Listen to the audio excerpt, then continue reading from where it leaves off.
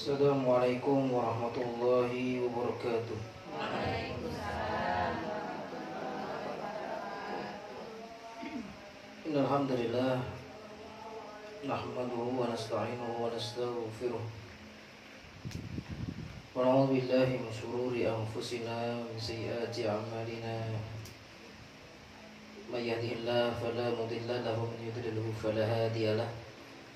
Asyhadu an la ilaha illallah wahdahu la syarika lahu wa asyhadu anna Muhammadan 'abduhu wa rasuluhu la nabiyya ba'dah.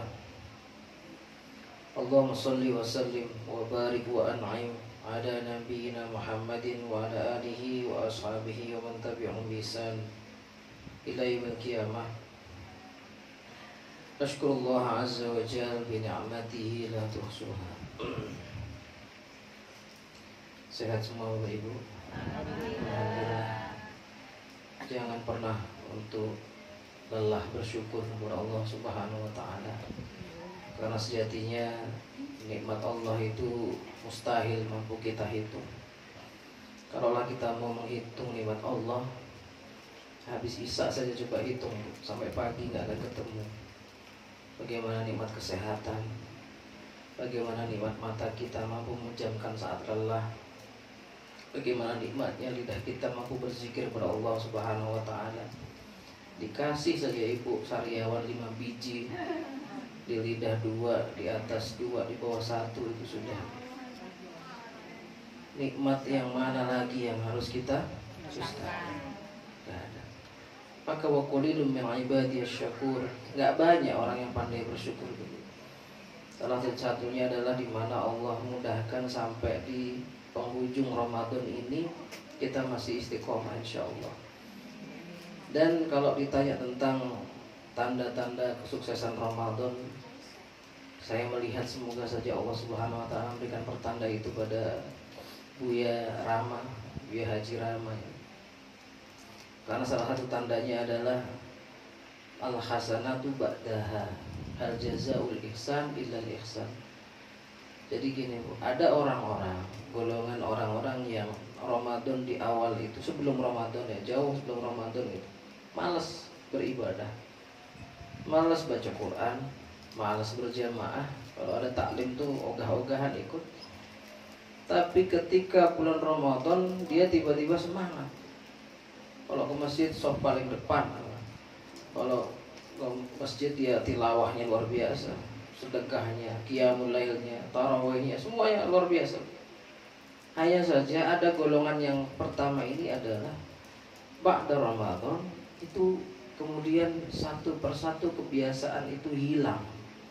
Yang biasanya ke masjid gak pernah lagi, yang biasanya baca Quran gak pernah lagi, yang biasanya rajin ke masjid gak pernah lagi.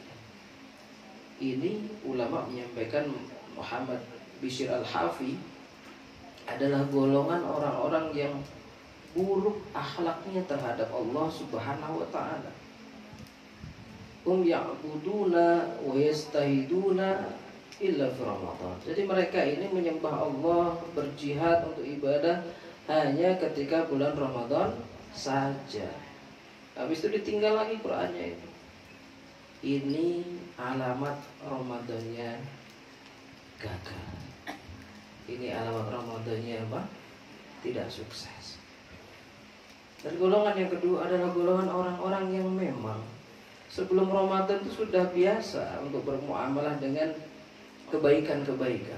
Biasa ke masjid, biasa jamaah, biasa tilawah, biasa sedekah, biasa taklim, menghidupkan taklim. Dan ketika bulan Ramadan itu lebih dahsyat lagi, kebiasaan itu dihidupkan. Yang biasanya cuma pada isya mungkin 2 rakaat qiyamul lail, dia bisa 11, bahkan bisa lebih dari itu. Dan itu terbawa setelah Ramadan nanti. Makanya dilihat Bu ya, al jazaul ihsan illal ihsan itu adalah kebaikan yang kita dapati, yang kita lakukan, yang kita biasakan ketika Ramadan akan tetap ikut ba'da Ramadan. Jadi setelah Ramadan nanti kita masih bisa mendapat itu, masih mudah membaca Quran.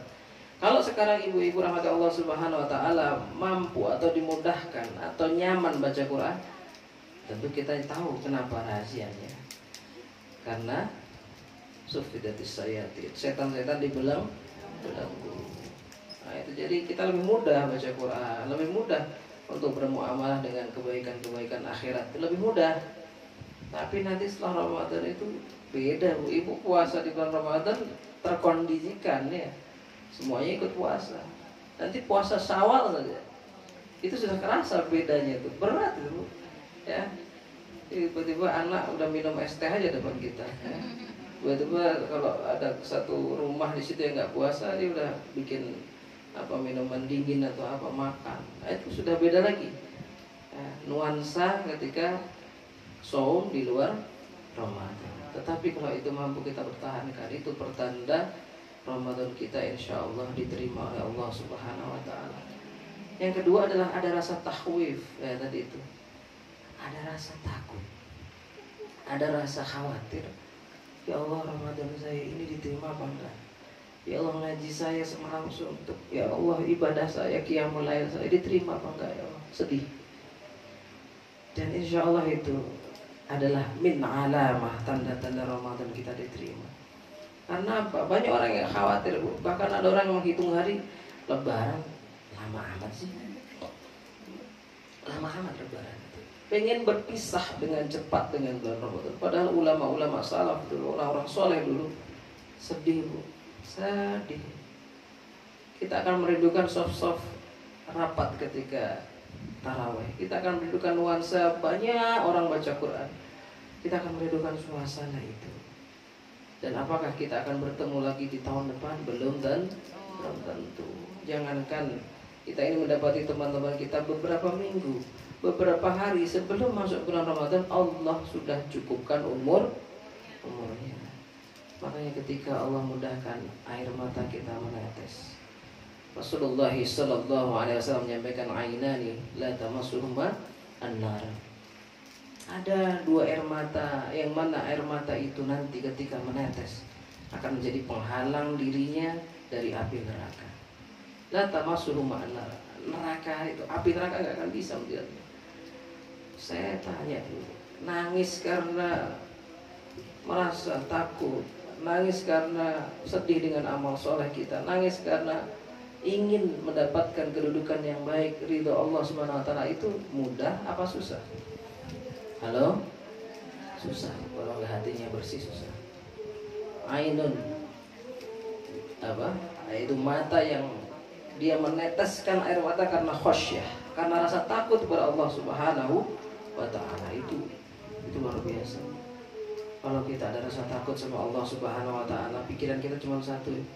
Ya Allah, apapun yang Engkau titipkan kepadaku, berupa hartakah, berupa umurkah, berupa amanah yang Kau berikan dari jabatankah, maka semoga itu bisa menjadi tangga-tangga kita nanti ke surga. Oke, rahmat Allah Subhanahu Wa Taala. Nikmat itu banyak. Ada nikmat yang bisa dilihat. Apa yang bisa dilihat Bu?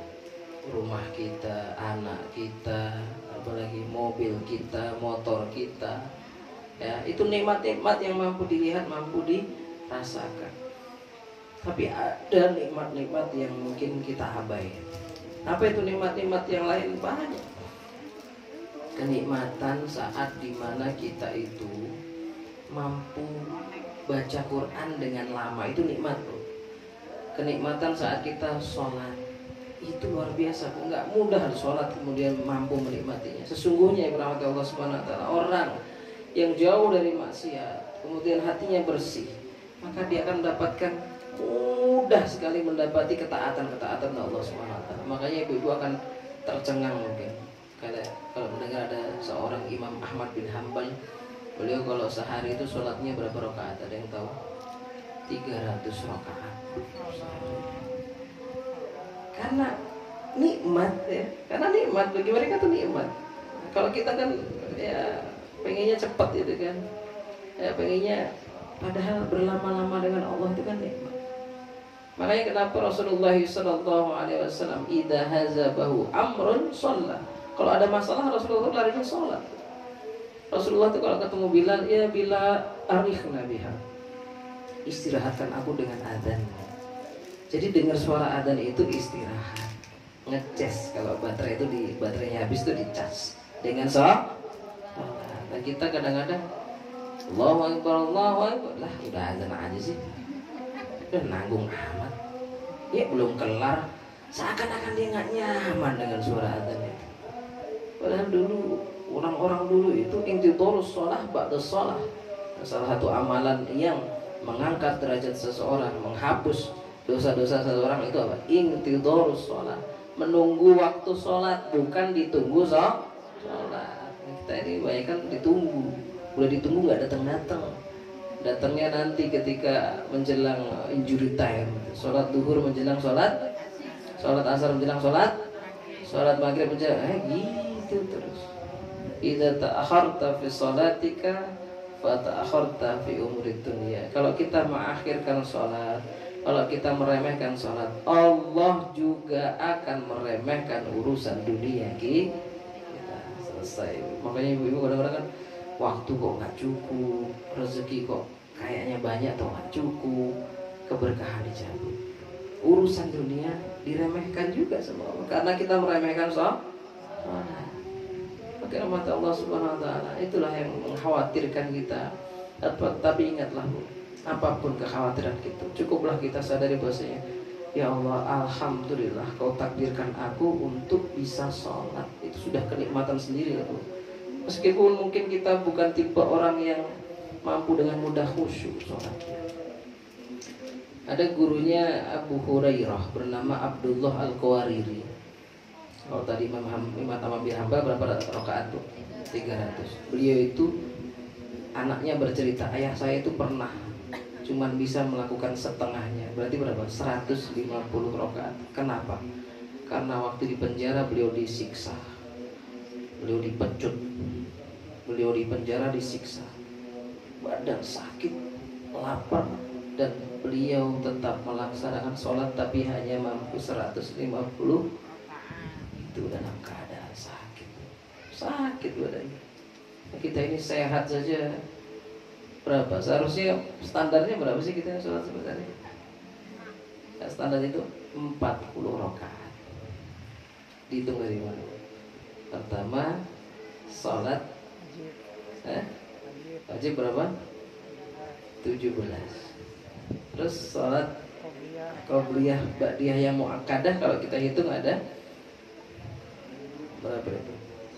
Arba'an qabla duhur, 4 sebelum duhur, 2 setelah duhur, asar 2 sebelum asar, ba'dal maghrib raka'ataini, ba'dal isya raka'ataini, terus kemudian apa? Sholatul fajr. Wah, kalau itu tentu ada 40 kurang lebih sholat. Kalau itu kita istiqomah saja sudah luar biasa. Nah ini Abdullah Al-Qawariri ini, beliau adalah orang yang tidak pernah ketinggalan rakaat pertama. Takbiratul ula itu nggak pernah ketinggalan. Jadi puluhan tahun nggak pernah melihat punggung orang di depannya. Berarti beliau paling dah dan nggak pernah ketinggalan takbiratul ula. Dan itu puluhan tahun. Suatu ketika ada tamu datang ke rumah ba'dal isya, ba'dal maghrib. Ya kalau Haji Rama ada tamu kan disuguhin, ajak ngobrol. Dulu nggak ada jam, dulu nggak ada HP ya, ada lihat jam. Tamunya pulang, beliau baru sadar sudah isya. Lalu beliau ke masjid, rupanya masjid sudah kosong. Sedih hatinya. Lihat orang-orang soleh itu ya. Sedihnya itu perkara-perkara akhirat. Ketinggalan sholat berjamaah itu sedih luar biasa. Ya Allah, sudah selesai, nggak ada orang. Akhirnya beliau berjalan mencari masjid yang lain, berharap ada yang masih sholat berjamaah. Kosong. Balik ke rumah dengan galau. Nah itu orang soleh. Kalau kita ini kadang-kadang sedihnya perkara-perkara nggak penting. Ketinggalan sinetron, sedih itu. Nggak dapat THR. Kuota habis tuh kalau yang marah-marah sama suami apa lagi? Tupperware hilang, nggak bisa tidur. Tupperware yang anak dimarahin, mana Tupperware-nya? ada perkara-perkara yang sebetulnya bukan perkara besar tapi seakan-akan besar. Sendal hilang baru beli, Ustaz, demi Allah saya nyarinya susah, diskonnya gede, Ustaz, ya Allah, nangis harian semalam. Sendal, baju ada yang sama, itu sedih yang minta ampun, Bu. Udah milih susah ya, itu lagi bertahun, kok samanya bukan sama orang, Bu, sama taplak meja yang punya rumah. Kenceng banget, tahu itu yang pernah ngalamin dia. Jadi baju udah keren warnanya, taplak mejanya sama kayak baju saya. Itu sedih. Tapi ini lihat orang-orang dulu tuh, Masya Allah, karena tertinggal sholat, akhirnya beliau pulang ke rumah. Sholat isya diulangi berapa kali? Sekarang saya tanya, jamaah sholat berjamaah pahalanya berapa? 27. Beliau mengulangi sholat isya 4 rakaat, diulangi 27 kali untuk supaya mendapatkan kebaikan dari pahala. Itu orang soleh, Bu. Nggak terima beliau ketinggalan amal soleh. Tahu apa yang terjadi? Capek, Bu. 4 rakaat kali 27 ya, kita aja. Ya kalau sholat lama-lama juga nggerak kadang-kadang. Duh, ustaznya lama banget. Ada kadang-kadang. Itu ketika sudah selesai sholat beliau capek, istirahat. Kalau orang soleh itu ketika melakukan kemaksiatan, Allah langsung tegur, Allah sayang. Langsung beliau bermimpi. Mimpinya itu pelajaran buat kita. Mimpinya adalah beliau naik kuda yang kencang, kudanya bagus, putih. Tiba-tiba ada rombongan orang di belakangnya, naik kuda yang sama juga, kuda-kuda yang bagus-bagus juga, tetapi dengan mudahnya mendahului kuda beliau. Saya udah kencang, tiba-tiba ini rombongan mudah sekali mendahuluinya. Kaget dia. Allah, siapa kalian? Kenapa kalian begitu mudah mendahului aku? Tiba-tiba yang paling belakang, artinya depannya dia itu sambil naik kuda menderu, suara kuda itu mengatakan, di annana sholaina bil jamaah, karena kami sholatnya berjamaah. Nangis lagi, ya Allah, sudah aku ulang 27 kali, masihlah aku kalah dengan orang-orang yang sholat berjamaah. Itu katanya Ibu pernah dengar cerita seorang yang sahabat yang keasikan di kebun kurmanya, tertinggal jamaah sholat asar. Apa yang beliau lakukan, Bu? Halo, saya nggak pernah dengar cerita ini. Apa yang beliau lakukan? Beliau marah, ya Allah, gara-gara hartaku itu aku lalai kepadamu. Demi Allah, aku infakkan hartaku di jalanmu, ya Allah. Dikasihkan kebun kurma, Bu. Bukan kurmanya ya, kurmanya gampang ngasih-ngasih. Kebun. Harusnya Ibu niru itu. Ibu lagi main gadget tiba-tiba, Umi, Ibu udah jam berapa? Masya Allah, gara-gara HP saya terlena untuk sholat, saya sedekahkan. Oh, berarti kayak gitu. Berarti gitu. Harusnya kayak gitu ya. Lagi nonton TV itu, nonton drakor gitu, terlambat tiba-tiba 2:30. Ibu udah sholat belum? Ya udah nak, belum nak. Ada TV nih nak, besok jual nak, ganti TV yang baru lagi. Enggak, dia itu sahabat menjual kebun kurma karena membayar kelalaian. Makanya dulu itu sahabat, para orang-orang soleh, ketika tertinggal kebaikan, maka mereka akan mengganti 2 kali, 3 kali lipat itu.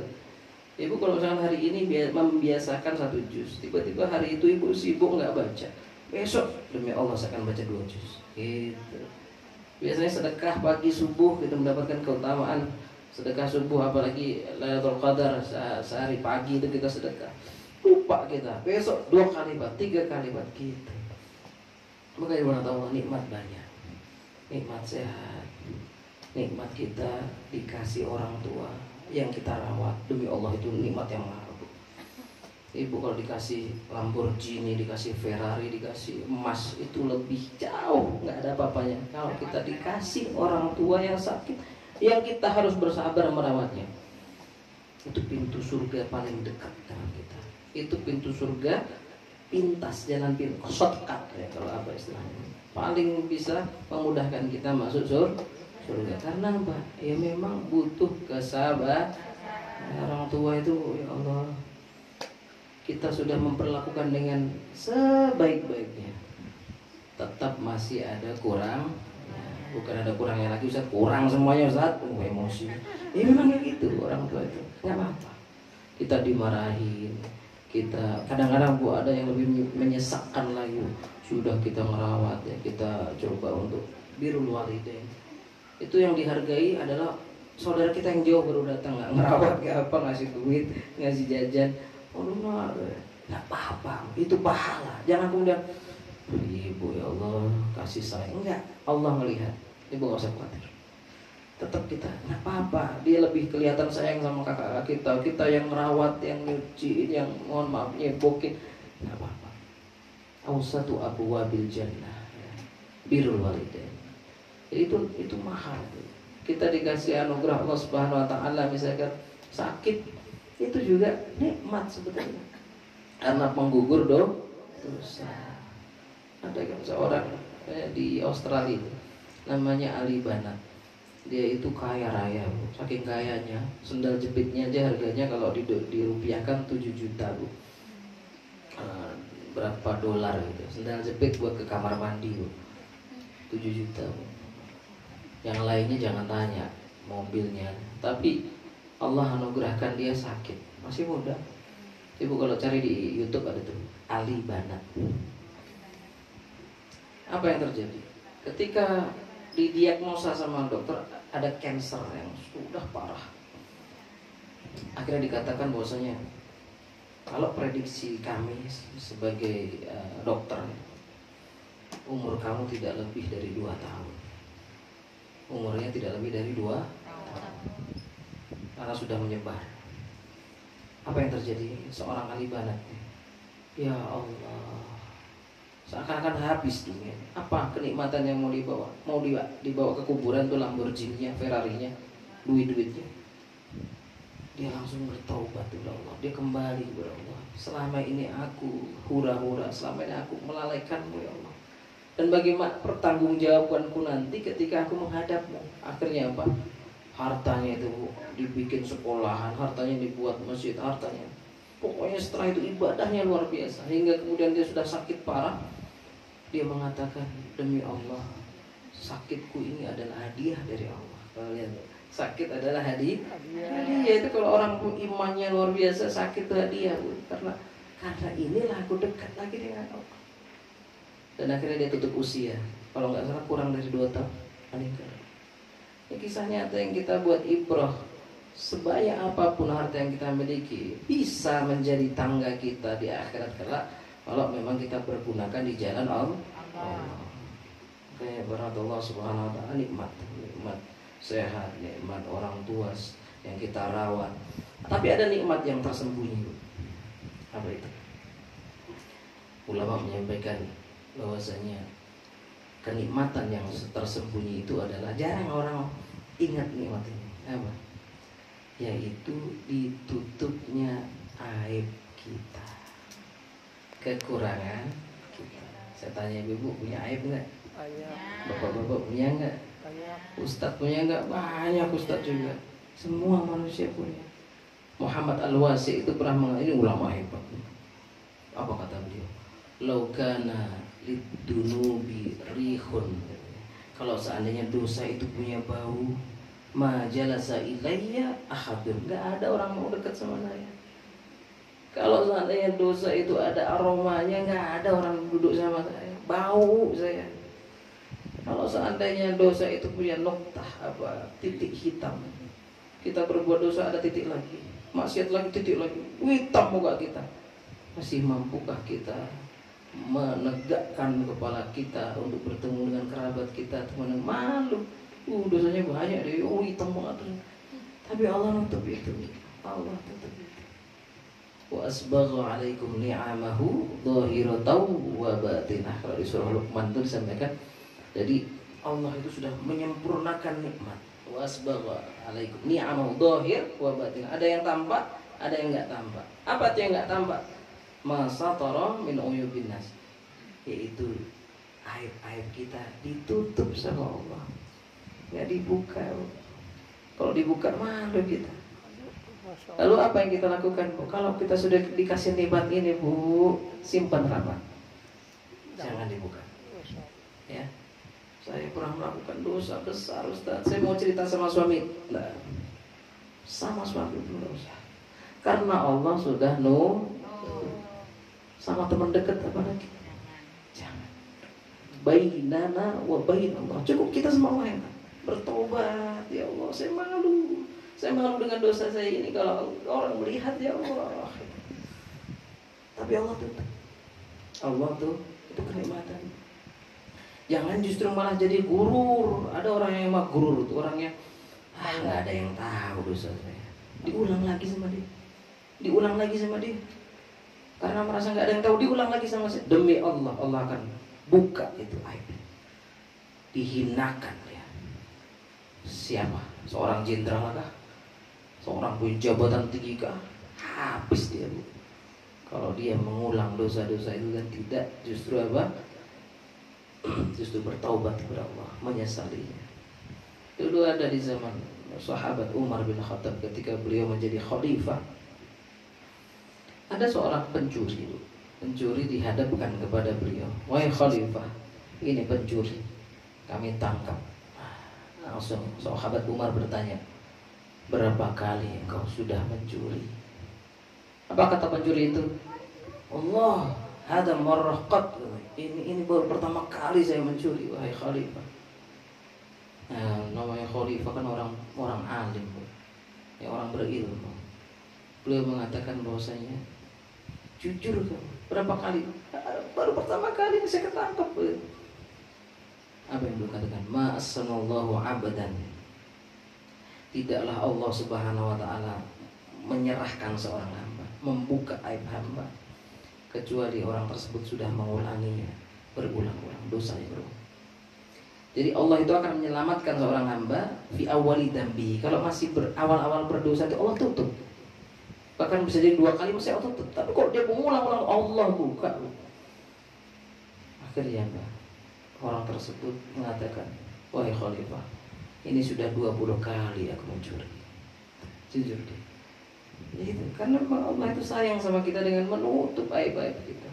Kalaulah seandainya kita ini dibukakan aib kita, maka kita tidak akan mampu bertemu dengan orang. Nah, ini nikmat juga, nikmat yang tidak terlihat, nikmat yang tersembunyi. Makanya kalau ada mendapati nikmat ini, yang pertama tutup rapat, taubat sama Allah. Ya. Terus yang kedua, kalau kita melihat aib itu ada di saudara kita, ya gimana? Ih, si fulan, ya ampun kayak gini dia orangnya. Malah kita cerita ke orang lain, malah kita share gitu kan, dilihat dulu, malah di syuting gitu.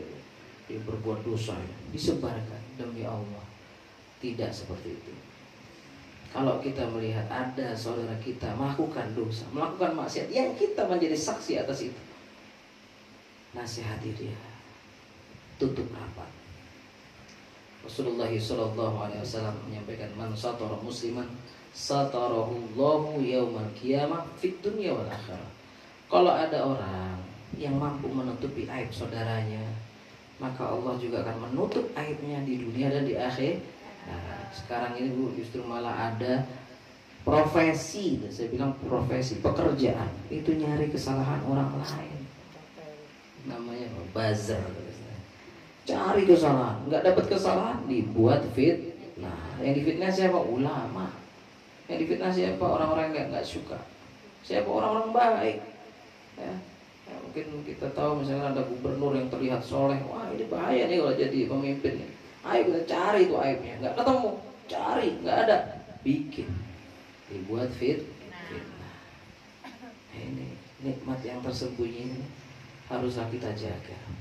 Ya, jangan mengulangi dosa tersebut, kita tutup rapat. Dan kemudian apa?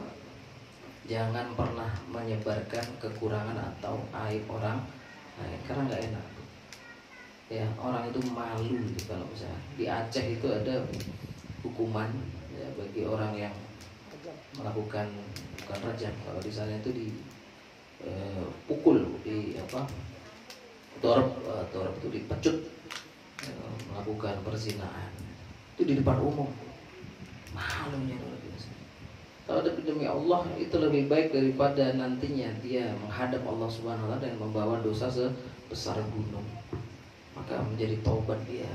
Malu mungkin sama manusia, lebih malu lagi sama sama Allah Subhanahu wa taala. Maka ibu rahmat Allah Subhanahu wa taala, di mana Allah kasih nikmat yang banyak pada diri kita, justru itu harus membuat kita lebih semangat lagi untuk mendapati diri kita beribadah dekat sama Allah Subhanahu wa taala. Bukankah Rasulullah SAW adalah manusia yang sudah diampuni dosanya, maksum, dijamin surganya. Tetapi ketika beliau sholat sampai kakinya bengkak.